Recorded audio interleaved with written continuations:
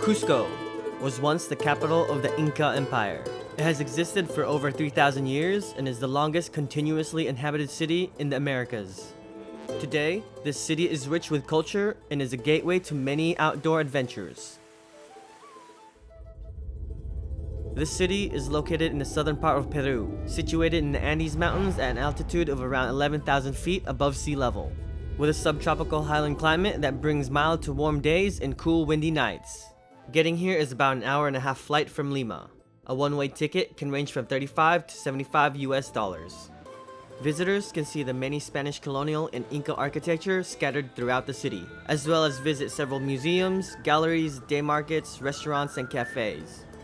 As you walk through the cobblestone streets, you'll encounter street vendors, artists, performers, as well as hagglers. Cusco is a hotspot for tourism, and with that comes many people trying to sell you merchandise. If you aren't looking to buy, politely decline and simply say no gracias. Plaza de Armas. This city square is lively throughout the day and into the night. It should be the first place to go to, as one can work their way around to the many points of interests nearby. Visitors will encounter both locals and tourists sitting down, relaxing, and enjoying the scenery. This place is a great location for people watching and street photography. Visitors will also notice local patrol constantly blow their whistle. From my understanding, no one is allowed to walk on the grassy areas. If they see anyone walking on the grass, they aren't shy about it and will let you know by using their whistle. The plaza is engulfed by both Spanish and Inca architecture. A large cathedral, where an Inca palace of Viracocha used to stand, overlooks the plaza. Adjacent to the cathedral is the La Campaña church, which replaced another Inca palace by the Spanish. Inside the church are local vendors selling souvenirs and local goods. At the center of the plaza sits a 19th century fountain. The fountain was donated by New York City in 1870. There are two fountains with the same design, one being here in Cusco and the other in New York City. The original fountain had a Native American statue on top until it was destroyed by an earthquake in 1950.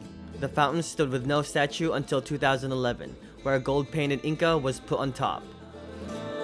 Visitors will also notice these rainbow flags flying high around the city. While this symbol has a more recognizable meaning of LGBTQ, this flag is not of that origin and meaning. It is both the official flag of the city of Cusco and the Department of Cusco. In 2021, a golden disc was added to the center of the flag to distinguish it from the LGBTQ resemblance. The golden disc has been an official emblem of the department and the city of Cusco since 1986. Because of the high altitude, you'll have to acclimate for at least 2 days before doing any extraneous activities. This includes hiking Machu Picchu, Vinicunca, also known as Rainbow Mountain, and any other hikes in the Andes. Before doing any strenuous activities, it's important to pace yourself for a couple of days so you don't get altitude sickness. It doesn't matter if you're a world-class athlete or a couch potato. Altitude sickness will get you if you don't give yourself enough time to adjust. With that said, it affects everyone differently. Someone that's not normally physically active could acclimate quicker within a day or two, while someone who's athletic might not acclimate for a week or at all during their visit. Whatever the case may be, the important thing is to pace yourself and acclimate the first couple of days. This will also give you a chance to explore and get familiar with the city. If you find yourself having difficulty adjusting after 2 days, you can either chew coca leaves, drink coca tea, or get altitude sickness pills at the local pharmacy. Oxygen canisters are also available. Proactively, you can seek advice from your doctor before your departure. It's also not advisable to drink alcohol while you adjust to the thin air. Your body may not be able to process alcohol effectively compared to being at sea level, and may prolong adjusting to the altitude. Many of the hotels and hostels do carry oxygen canisters in case of an emergency. Slow your pace and adopt to the thin air, as well as the Peruvian way of life. While visitors wander around Cusco, keep in mind the city is situated on an incline, so don't overexert yourself while still acclimating to the altitude.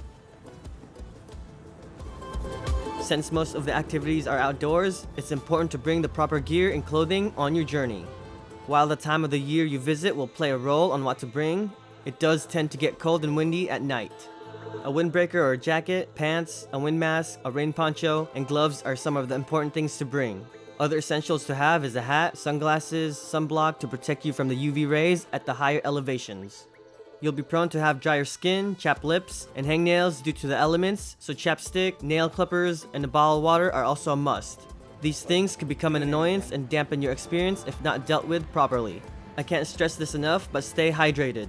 Visitors should also bring a good pair of hiking boots and may want to double layer their socks. If one forgets to bring an item, all essentials can be found within the city, but expect to pay a higher price as it's a tourist destination. If you're not prepared for the elements, it will wear you down quicker, and a light 5-minute walk might not be so appealing, therefore missing out on an adventure. You'll want to research what the weather is like during your visit.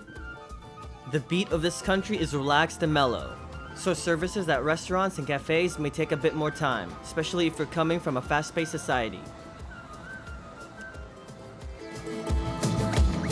There are a variety of lodging options in Cusco, from luxury to shoestring budgets. They range from luxury resorts, hotels, hostels, Airbnbs, couch surfing, and work stays. As for my personal recommendation, I would choose Airbnb. They tend to be much nicer, well kept, more spacious, and cheaper than hotels. You also get the entire place to yourself compared to hostels. Though some hostels do offer private rooms, you do still share common spaces with others. The cost for an entire Airbnb range from $20 to $100 a night, and the costs tend to be higher the closer you are to the plaza. I would recommend booking at least 3 months in advance. Hostels start at $10 a night for dorms, while private rooms start at $20. The modes of transportation available in Cusco are taxis, Uber, buses and vans called colectivos, train, rental car, motorcycle, or on foot. The easiest and direct way of getting around the city is by taxi or Uber. Taxis that operate in Cusco must have a license issued by the local district. It must be displayed in the front window and the rear door out the vehicle. Taxis are quite cheap, costing about 3 to 5 soles within the historic core during the day, but may fluctuate to as high as 8 soles in the evening and night. They are a convenient way to get around and are fairly safe, especially towards the city center. I recommend using them when going further distances around the city, such as the airport or train station.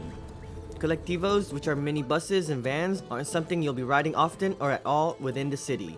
They're used more for longer transport, such as going to Ollantaytambo, the Sacred Valley, or nearby towns. For reference, it costs about 10 soles to get to Ollantaytambo from Cusco, which is about 38 miles away. Train is the most popular means to visit Machu Picchu and the Sacred Valley. There are 2 trains that operate. They are the Inca Rail and the Peru Rail. You can find more information in the respective website. Links in the description below. More information on how to get to Machu Picchu later in the video. One can also rent a motorbike. If you have the time and are more adventurous, I would recommend motorbiking through the country, or at least parts of it. I didn't motorbike on this trip, but next time I'm in Peru, this will be how I see the country. The best way to get around the city is on foot. Cusco is filled with many interesting and unique things at practically every corner, including local indigenous people and alpacas. A great way to get to know the city is just by walking.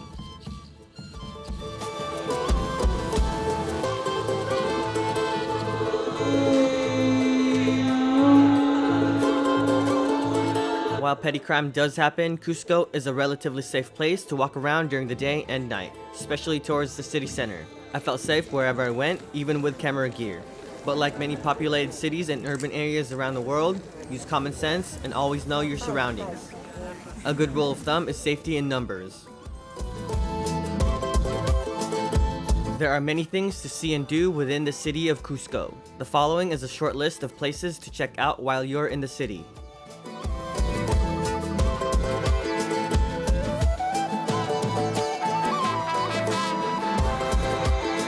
There are a plethora of tour agencies and guides located in the city, especially in the city square. A lot of them only take cash and are only available as a group. If you're a solo traveler, you'll be bunched in with other travelers to meet the minimum requirement. I recommend asking if the tour group is large or small before deciding to book it. I try to avoid large tour groups because it hinders the experience. One of those tours I recommend is the ATV tour to Apukunaw, Tianan, which means Abode of the Gods. It's a museum and sculpture park located 45 minutes away in the Moray district. From the plaza, visitors will be shuttled to the district before taking ATVs up and down the mountainous terrain. The tour will stop at several vista points where visitors can witness the breathtaking views of the Andes. It's a half-day tour that is fully worth the admission. Just riding the ATVs off-road is worth taking. Apukunaw Tianan has sculptures that depict the gods of the Andes and the Incan deities. At a high altitude, it offers an incredible view of the Urubamba Valley.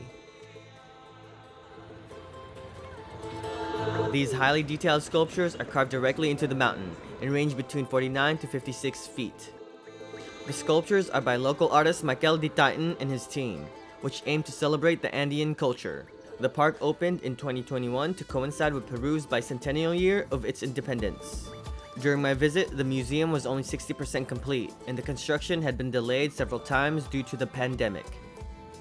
There are many destinations outside of Cusco to trek and explore. They include Humantay Lake, which is a turquoise lake engulfed by the Andes. It's the most beautiful and sacred lake in Cusco, and something you'd expect in the Caribbean Sea, but instead is hidden between the mountains. It's about a full day's worth of trekking.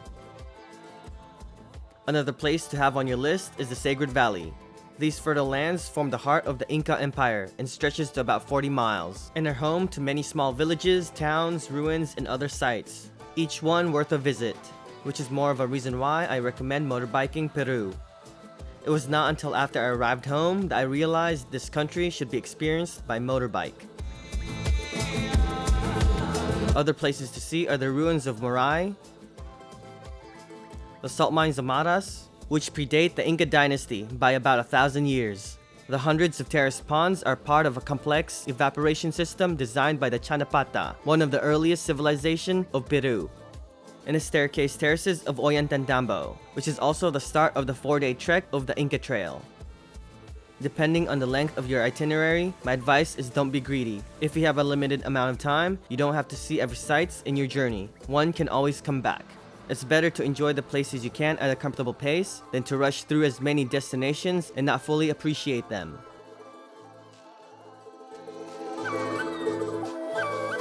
Whether you're interested in exploring ancient ruins, exploring local culture, seeing the many parks with your family, or enjoying the outdoors by yourself, Cusco has something for everyone.